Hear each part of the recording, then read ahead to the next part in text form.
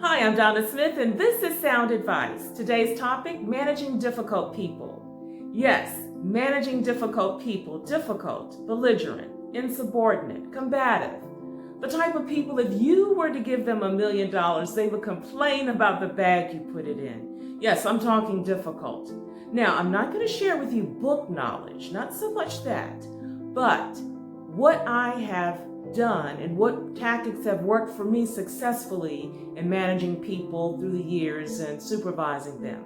So again, it's my personal experiences that I want to share with you. So stay tuned.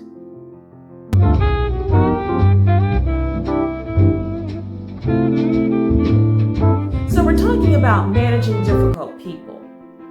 The first thing I do is I pray. Yes, I pray.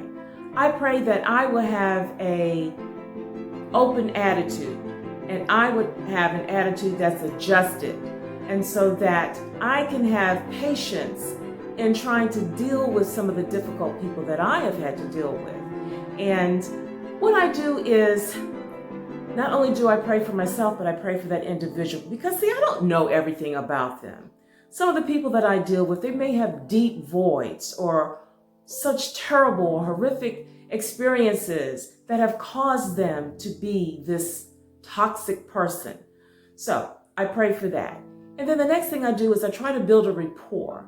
I want to be relatable to them. I'm trying to get to know them a little bit, because what approach may work with someone else may not work with this particular individual.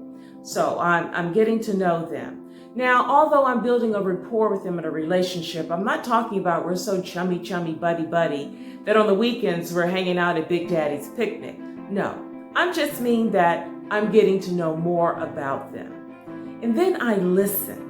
And although a lot of times when I'm listening, there's a lot of negative chit chat, what I'm listening for is, are there any legitimate things going on? Any legitimate concerns?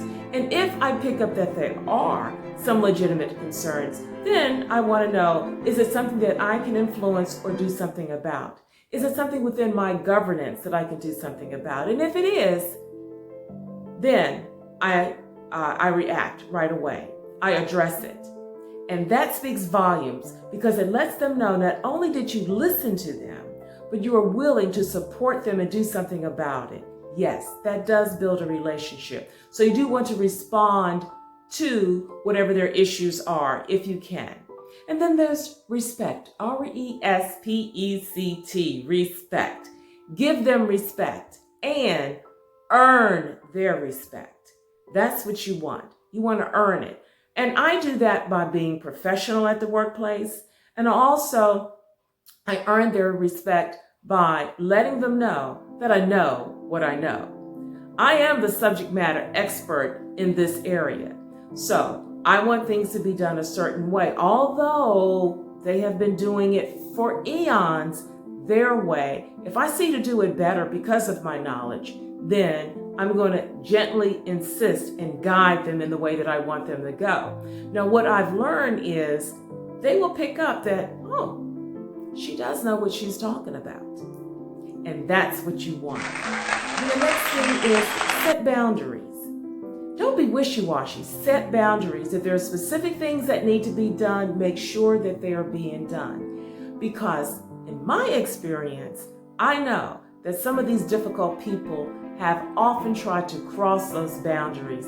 And when I see that they cross those boundaries, I hold them accountable for it. I confront them, I'm very firm with them, and I hold them accountable. So if you've given them a period to adjust to whatever it is that you want them to do, and they're still trying to cross the boundaries, then there needs to be executed consequences. Because if you don't execute consequences, then they're going to constantly do what they've been doing. And then what's the point of your being the manager? So you want to do that. And then the last thing, and I say the last thing because usually when I'm building a rapport with them and I'm relatable with them, I'm supportive of them, I value them, I let them know that I'm vulnerable, that yes, I make mistakes or I may have missed something. And sometimes when I have missed something, they would say, hey, Don, you didn't do this or this was missed. and I say, you know what, thank you. That's why I need you on this team, to keep me on point. I appreciate that. And let them know that you appreciate that.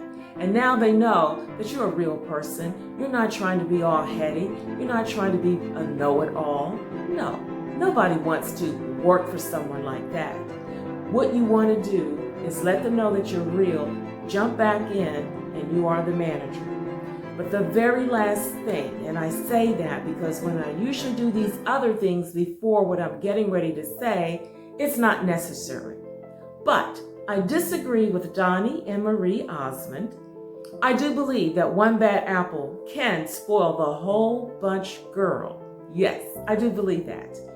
And you don't want your team to go down. You don't want your team to start being less productive. You don't want this toxicity to permeate through your team because of this one person. So if you've given them and you've worked with them, and it's not an overnight process, but you've given them more than a window of opportunity to come on board and they choose not to, then you've got to discard that apple. So I just want to share, those are some of the things that have worked for me, and I've had good relationships with the people that I've managed. And I want to say, if you're a manager and you have some tactics, please share them in the comments below. And or if you're a person who has been supervised by somebody that you think is really good and they've done such a wonderful job, please be very detailed about what it was that they did that impressed you to want to be able to be managed by them. Love to hear from you. Well, we're going to be posting other shows. I try to post a show weekly, and some of the shows deal with professional development. Other shows deal with personal development. Today we dealt with professional development, but some of the future shows will be dealing with boosting your immune system, and I thought I should deal a little bit more about that, and I'll break it up into a series since we're getting ready to go into the cold season, the flu season, and on top of that, we've got the COVID-19 situation. So I really want to talk about how you can boost your immune system. I will also talk about dealing with a toxic relationship in a personal sense, and we will also have some other topics that I have lined up for you. So anyway, I want you to leave your comments, and I'm Donna Smith, and this is Sound Advice, and do subscribe.